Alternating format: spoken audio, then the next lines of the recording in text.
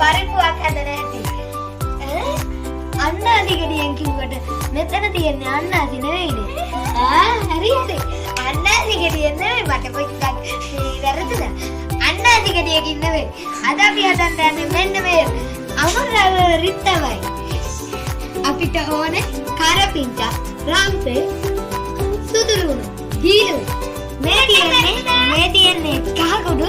අපේ කහකුඩු චුට්ටක් රතු පාට වෙලා තියෙන්නේ. ඒත් පරිප්පුව නම් හොඳට කහ පාටක් තියෙනවා. මේ තියෙන්නේ මේ උළුවල්. එතකොට මේ තියෙන්නේ තුනපා.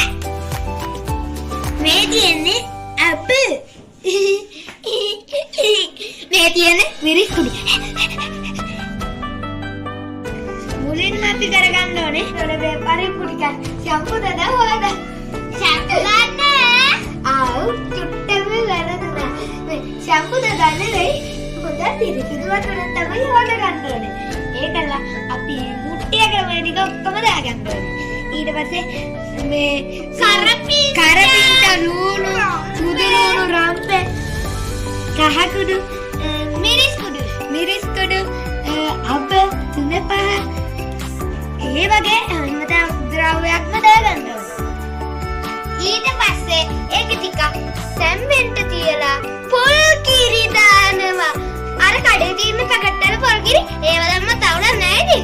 වැඩි හොඳයි ගෙදර පොල් කිරි. ඒකලා දැන් හොඳට මෙහෙම හදි ගන්න ඕනේ. ඒකලා කූඩේ ඇරලා තියලා මදකින් තියන්න ඕනේ. එතකොට වැඩේ හරි. එලටම එල කිරි කිරි කිරි.